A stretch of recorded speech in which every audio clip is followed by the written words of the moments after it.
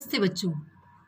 आज का हमारा पाठ है कक्षा 9 के लिए और ये कक्षा 9 की पुस्तक क्षितिज के काव्य खंड का पाठ है सेवैये और इसके लेखक हैं रसखान जी। तो रसखान जी के सेवैये पढ़ने से पहले हम रसखान जी के जीवन का परिचय और फिर इनके द्वारा लिखे गए पदों की व्याख्या करेंगे। तो रसखान जी के जीवन के बारे में जान लेते हैं।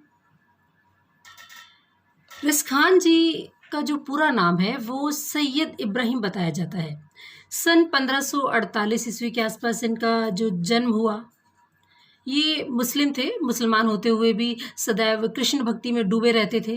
कृष्ण के ये अनन्य भक्त थे। इनकी भगवत भक्ति देखकर गोस्वामी विट्ठल दास जी ने इन्हें अपना शिष्य बना लिया। ऐसा कहा जाता है कि श्रीनाथ जी के मंदिर में इन्हें श्री कृष्ण के साक्षात दर्शन हुए थे। सन 1628 ईस्वी के आसपास इनका शरीर पूरा हो गया, अर्थात इनका निधन हो गया। इनकी जो रचनाएं हैं वो इस प्रकार से है। इनके रसखान जी के दो काव्य रचनाएं हैं, सुजान रसखान और प्रेम वाटिका।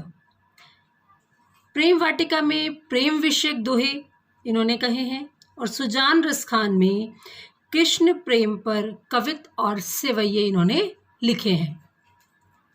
तो आइए पढ़ते हैं पहला सेवैया। इसके शब्दार्थ मैं आपको साथ साथ बताती जाऊंगी। मानुष हो तो वही रसखानी, बसौ ब्रज गोकुल गांव के ग्वारन। मानुष का अर्थ है मनुष्य, बसौ बसूं या रहूं, ग्वारन ग्वालों के बीच।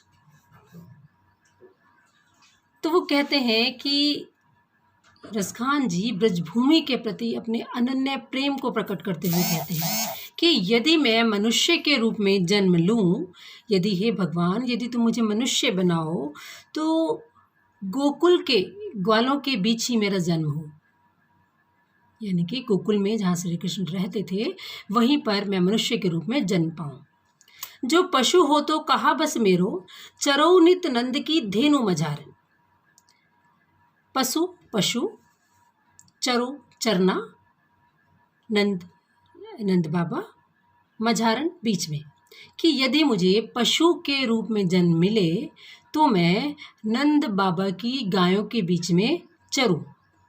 अर्थात यदि मुझे हे भगवान यदि तुम मुझे गाय के रूप में जन्म दोगे, पशु के रूप में जन्म दोगे तो मुझे नंद बाबा की गायें बना देना। क्यों गायें बना देना? क्योंकि श्री कृष्ण वहाँ पर रहते हैं, वो उन गायों को चराने लेके जाया करते थे। पाहन हो तो वही गिरी को, कियो हरि छत्र पुरंदर धारण। पाहन पत्थर, छत्र छाती की तरह, पुरंदर इंद्र, धारण धारण करना, कि यदि तुम मुझे पत्थर बनाओ तो उसी पर्वत का, गिरी पर्वत, उसी पर्वत का पत्थर बनाना जिसे हरि ने इंद्र के प्रकोप से बचने के लिए अपनी उंगली पर धारण किया था।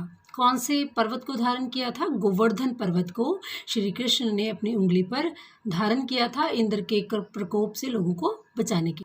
जो खग हो तो बसेरो करो, मिली कालिंदी कूल कदम की डारन। खग पक्षी, बसेरो करो कि मेरा निवास स्थान बनाओ। और यदि मैं पक्षी बनूं, खग का अर्थ है पक्षी, यदि मैं पक्षी बनूं तो यमुना के तट पर कदम की डालों के बीच मैं अपना बसेरा बनाऊं। कदम की डाल के बीच क्यों अपना बसेरा बसाना चाहते हैं? वो यमुना नदी के किनारे जो कदम का पेड़ है उसके नीचे श्री कृष्ण बांसुरी बजाया करते थे, अब रास रचाया करते थे, तो वहाँ पर श्री कृष्ण की यादें जुड़ी हैं। इसीलिए रसखान जी पक्षी के रूप में जन्म पाने पर उस वृक्ष पर अपना बसेरा चाहते हैं। अब पढ़ते हैं हम दूसरा सेवैया। या लकुटी अरु कामरिया, पर राज तिहुपुर के तजी डारो। लकुटी लाठी, कामरिया काला कंबल, तिहु तीनों, पुर लोक, तजी डारो छोड़ दूं या त्याग दूं। तो यहाँ पर वो कहते हैं, कृष्ण के प्रति अपनी अनन्य भक्ति को दर्शाते हुए कहते हैं कि जिस लाठी और कंबल को श्री कृष्ण धारण करते थे। जब श्री कृष्ण गायों को चराने के लिए जाते थे तो एक हाथ में वो लाठी रखते थे और एक कंधे पर छोटी सी कंबली डाले रखते थे, काली कंबली। तो वो कहते हैं कि जिस लाठी और कंबल को लेकर श्री कृष्ण गायें चराने के लिए जाया करते थे, ये उस लाठी और कंबल के बदले मैं तीनों लोगों का सुख त्याग करने के लिए तैयार हूँ, तीनों लोगों का सुख छोड़ने के लिए तैयार हूँ, यदि कोई वो मुझे लाठी और कंबली दे दें जो श्री कृष्ण हाथों में और अपने कंधे पर धारण किया करते थे। आठों सिद्धि नवनिधि के सुख नंद की गाय चराई बसारो। मैं आठों सिद्धियों और 9 निधियों के सुख को भी छोड़ दूंगा यदि मुझे नंद बाबा की गायों को चराने का सुख मिल जाए। यदि मुझे उनकी गायें चराने के लिए मिल जाए तो मैं 8 सिद्धियां और 9 निधियां भी छोड़ दूंगा। ये 8 सिद्धियां और 9 निधियां क्या है? 8 सिद्धियां जो है वो बहुत ही त्याग, तपस्या, ये सब करके मिलती हैं। इन 8 सिद्धियों के नाम हैं अणिमा, महिमा, गरिमा, लघिमा, प्राप्ति, प्राकाम्य, ईशित्व और वशित्व। और 9 निधियां कुबेर के खजाने की 9 निधियां हैं पद्य, महापद्य, शंख, मकर, कच्छप, मुकुंद, कुंद, नाल और गर। तो वो कहते हैं इन 8 सिद्धियों और 9 सिद्धियों के जो निधियों के में सुख है उनको भी मैं छोड़ दूंगा यदि मुझे कोई नंद की गाय चराने के लिए दे दे। अगली है रसखान कबो इन आँखन से ब्रज के बन बाग तड़ाग निहारो। फिर रसखान जी कहते हैं कि मैं अपनी इन आँखों से ब्रज भूमि में स्थित बागों को, वनों को, तालाबों को देखते रहना चाहते हैं, उनका सुख वो प्राप्त करना चाहते हैं। फिर अगली पंक्ति में वो कहते हैं कोटिक एक कल घोत के धाम करेल के कुंजन ऊपर मारो। कोटिक करोड़ों, कलघोत सोने के, धाम भवन, करेल एक प्रकार का वृक्ष है कटीला, कुंजन लताओं का घर, वारों का अर्थ होता है न्यौछावर कर देना। फिर वो कहते हैं मैं इन करील के कुंजों में रहने के बदले, अर्थात ब्रजभूमि के करील के कुंज कटीली झाड़ियों में रहने के बदले हजारों सोने के महलों का सुख छोड़ने के लिए तैयार हूँ। अर्थात वो श्री कृष्ण की हर वस्तु से बहुत प्रेम करते हैं, वो सभी सुख छोड़ सकते हैं अपनी ज़िंदगी के यदि उन्हें श्री कृष्ण के वो वस्तुएं प्राप्त हो जाएं जिन्हें श्री कृष्ण अपने साथ रखते थे। इस तरह इस सवैये में श्री कृष्ण के प्रति उनका अनन्य प्रेम जो है वो दर्शाया है।